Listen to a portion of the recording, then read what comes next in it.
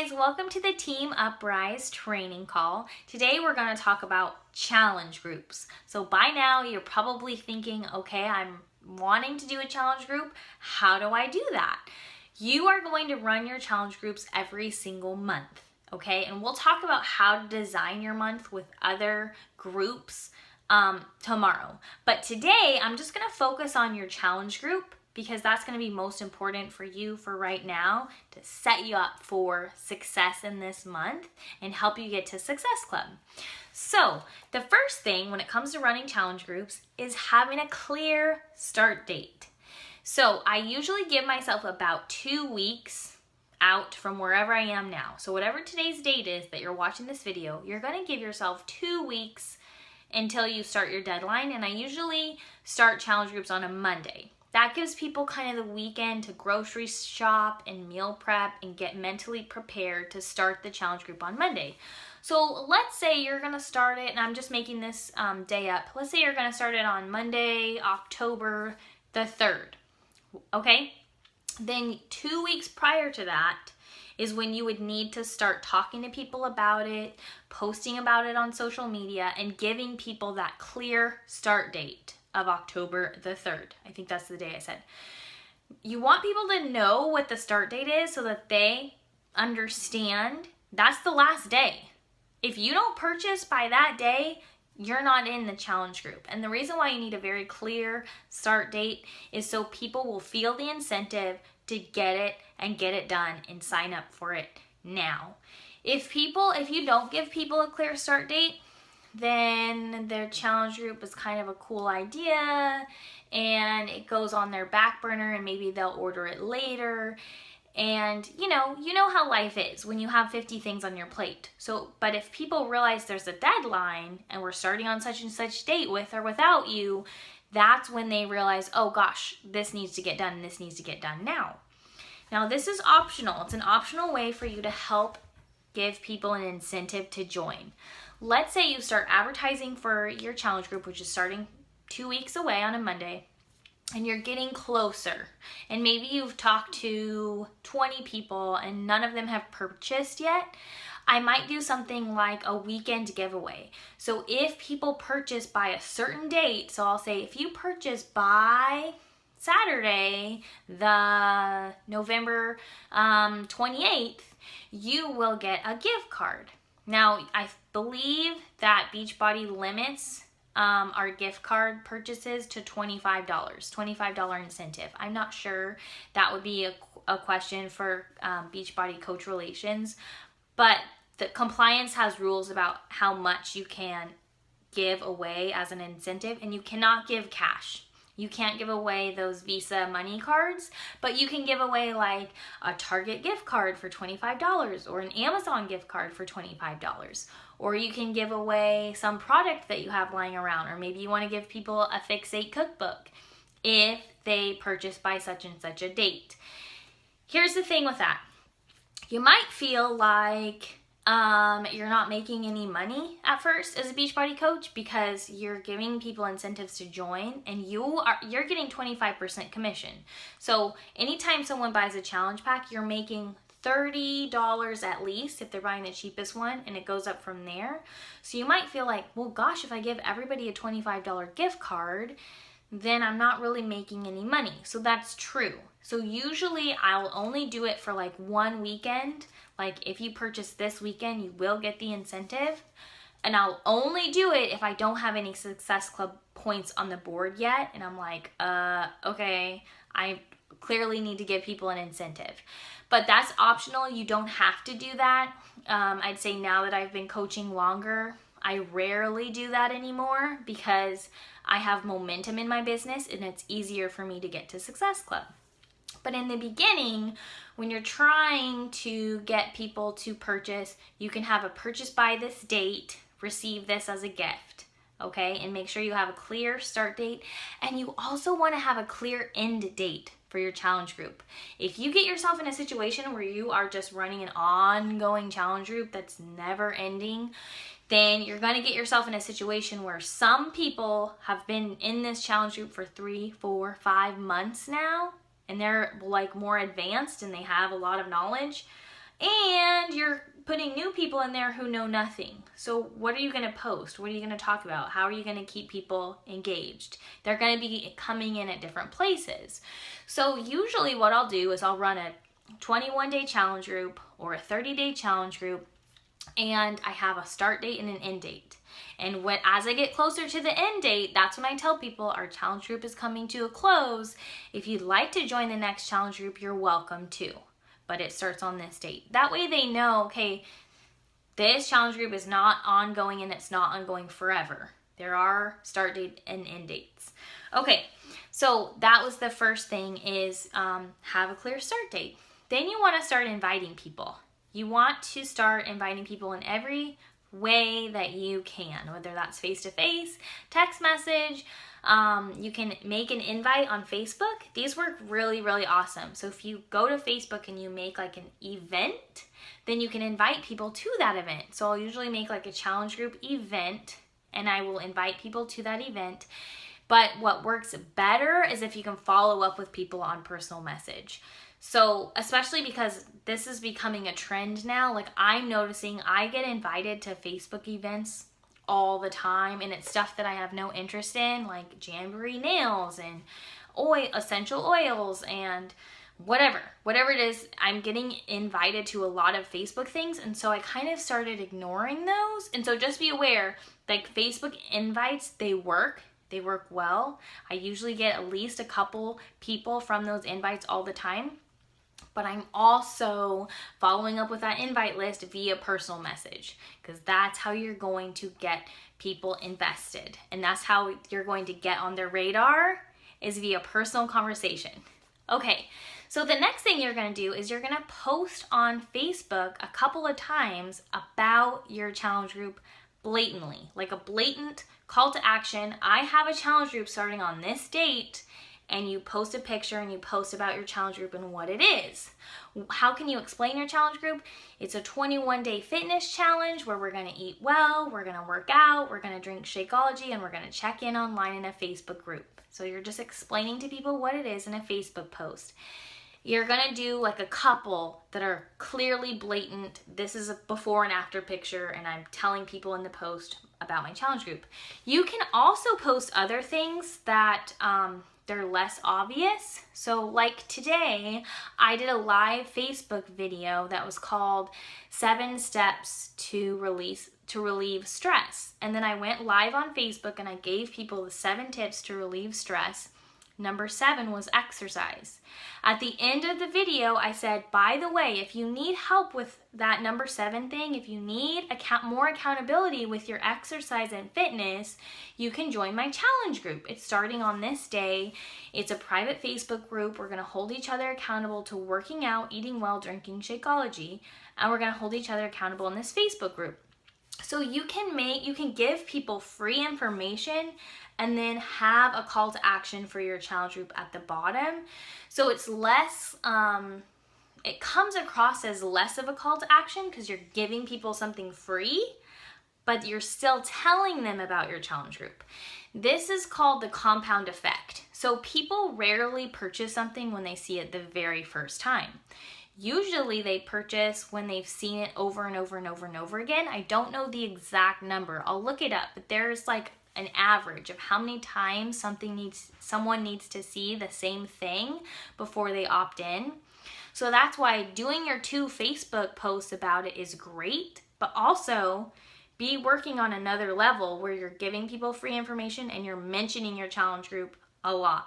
So it's not like taking over your whole social media page and you're still giving people something of value, but you're talking about your challenge group a lot and they're aware that you're doing something on that start date.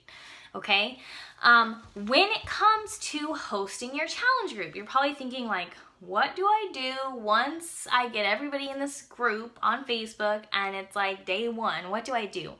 Well, people approach challenge groups differently. So don't feel like you have to do it a certain way or you're doing it wrong. There really is no right or wrong, but there is stuff you can do to make your challenge group better, to get better engagement. So usually like day 1, I'll just tell people, okay, now you're gonna clean out your cupboards, get rid of your junk food, go grocery shopping. I usually give people like the 21 Day Fix approved grocery shopping list and some other like pictures, and I explain to people one-on-one, not necessarily like in the group, although you can do that too, but I will check in with people one-on-one and say, did you get your kit? Do you understand it? How can I help you understand what you're going to do more on a daily basis? Because some people order their kit, honestly, and then they don't open it. And then they're like, they feel like they wasted their money. And I hate that. Like, I don't want my customers to feel like they wasted their money. I want them to understand, like, this is something of value. So as long as you open it up and we're clear about what to do, you're going to get something amazing in return. So you check in on people with people one-on-one, and then you're just posting every day. You can post a fitness tip, you can post a picture, you can post a recipe, you can have other people post things too. And I'll give you a guide for like hashtags that you post every day. So like maybe Monday is going to be Muscle Monday, and you ask everybody to take a selfie of them flexing or some kind of like workout picture. And then on Tuesday, it's Tasty Tuesday, and everyone's going to post their favorite clean recipe. And then on Wednesday, it's Workout Wednesday, so you're going to post a picture of you and you're doing your workout. And on Thursday, it's Thirsty Thursday, so you're going to take a picture of you with your Shakeology. Friday, Flex Friday. Okay, you can make up your own hashtags, but get people invested in posting about themselves. What do people love to post about online, on social media? Themselves, right? People love it. So if you can get your customers in a situation where they feel comfortable posting their own stuff, then it's gonna feel more of an environment where everybody is holding each other accountable, and it's less all on your shoulders. Like, if I don't post today, nothing happens in this challenge group. And you might have some challenge groups that feel like that feel like no one is saying anything, like this is the quietest challenge group I've ever run. I have run challenge groups like that, where it's just like you're trying really hard and people are quiet. That's okay. Don't feel like you're a failure because that happened to you. It happens. Some people are just shy. They're too shy to post pictures, but they're actually, when you touch base with them one-on-one, you find out they really are working out and they really are loving your posts. They're just shy. So you can try to get more engagement by offering people incentives, like if you have a participation contest within your challenge group, maybe whoever's going to have the best overall participation is going to get, again, some kind of a prize, a Fix 8 cookbook, or something simple. You don't have to spend a lot of money. Like I've seen really cute shaker cups at Target for like $5. It doesn't have to be something where you're like, I am never making money as a Beachbody coach because I'm constantly buying people stuff. Don't feel like that, but just have some kind of a fun incentive thing. I've even done like $5 gift cards to Starbucks, and I'll have a participation winner of the week. And then whoever wins the 3 weeks overall, they win something bigger. You can give people incentives to help people be more engaged. But the thing that's going to work the best for you and the best for your challenge group is if you are checking in with them one-on-one, either via Facebook message or text or phone call or whatever works for you in this relationship that you're in. The best method for reaching out to that person, reach out to them at least once a week. So once a week, I'll sit down and I'll message everyone in my challenge group and I'll just say, hey, how's it going this week? Maybe they didn't post anything at all. So I just say, I noticed you didn't post anything in our challenge group, and that's okay. I just wanted to make sure that you're understanding the workouts and that you're enjoying the Shakeology. And is there anything I can do to help? Like, can I help you be more successful in this group? Okay? You guys have all been in a challenge group, so you know the basic format. Don't be afraid. People, especially the people who are in your challenge group, they want to hear from you and they're excited to be there. So just be authentically you and run your challenge group however you want to. I'm going to give you like a format of all of my posts that I've put together for my challenge group. But just know, these are posts that I have made up I just made them up. So it's not right or wrong. If you don't like it, you can change it. you can get a lot of fitness tips from teambeachbody.com just by logging in and going to fit tips, going to the blog, going to recipes. There's a ton of information that you can reuse within your challenge group. And the other thing I was going to say is when you're hosting these challenge groups, look for the people who are killing it. They're killing it. Like, they are posting all the time. They're encouraging other people. They're posting their pictures. They're posting their Shakeology. Those are your future coaches.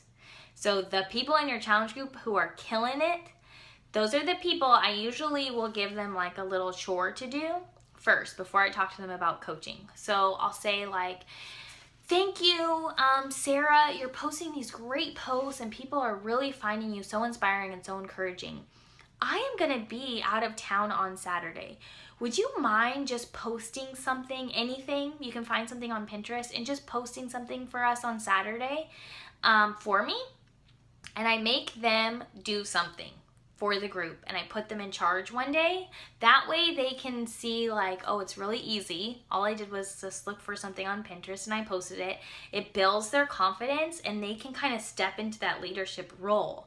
And then after they do that, I will send them a message that says, thank you so much. You're a lifesaver. Hey, I just wanted you to know, like, you are killing this challenge group. You're posting, you're encouraging people. You would make a great Beachbody coach. Have you ever considered doing what I do and being a Beachbody coach? And then listen, because they might be like, oh, I could never do that. You know how people are. But you listen and you validate their concerns and keep talking to them about it. And then hopefully they will join your team and become coaches that run their own challenge groups. So that's where a lot of my rock star coaches have come from, is from my challenge group. And I've picked them out. So some of you, if I picked you out because I saw your potential as a rockstar Beachbody coach, because you were posting all the time and encouraging people. Those are the kind of people that you want on your team. As the challenge group is coming closer and closer and closer to the end, that's when I will invite everybody in the group to, I'll give them options. So I'll say your first option is you can continue on the same program that you're using now when I host a new challenge group. Just know some of the posts are going to be the same because it's going to be new people coming in. But you're more than welcome to come back so we can hold each other accountable and you can still post your selfies and your pictures and your recipes. And I might add some new posts too, just to keep it fresh. The second option you have is you can come to the challenge group with a new program. So if you are feeling bored of this one or you just want to switch it up to up your results, you can get a new program and join my challenge group there. The third option is become a Beachbody coach. Number one, you will get an amazing discount on your Shakeology and other programs. You'll get 25% off. And two, you can pay it forward. You can start helping other people in fitness. And then I say, and option number 4 is if you want to take a break, that's fine. Just know that you're welcome back at any challenge group at any time. So I give them choices, and I don't make every single post in the challenge group about becoming a Beachbody coach, but maybe like once a week I'll mention it, and then towards the end of the challenge group is when I'm really like, have you guys really considered this coaching thing? Because you're all here, you're all loving it. It's really simple to run your own challenge groups and to get paid for it. And then that's really it. Those challengers, once it comes to a close, those relationships, so some people might decide like they're gonna join your team and sign up as a coach. Some people might decide they're just gonna go on to the next challenge group with you with the same program. And some people are gonna say, I'm gonna take a break. The people who say that I'm gonna take a break still know that those are still potential coaches and that you're going to try to make them lifers by staying in touch with them, caring about them, check in with them with their fitness journey every once in a while, just so they know they're always welcome back. Okay? That's pretty much all I have for you for running challenge groups. It's simple. It's super simple. It's super easy. You can get on and do live Facebook videos maybe once a week in your challenge group just to make sure people are engaged, and you can run it however you want. But to help you, I'm going to give you my format of all of my posts. Just know that this is stuff that I made, and I have not updated it in a long time. So it's stuff I made when I was a brand new Beachbody coach. So B, you might want to be like, I don't like that, or this post is real long, or whatever. Look at it, because it's stuff I made when I was like running my very first challenge group, and I haven't gone back and edited any of it. I just kind of still keep posting it, because like getting to editing that stuff is not on the forefront of my mind or my to-do list. And you can always add stuff from Pinterest, from teambeachbody.com. There's a lot of information out there. All right, that's all I have for you for today. Have a great day. Your call to action is to comment when your challenge group is going to be and who you're going to start talking to about your challenge group right now today. Bye.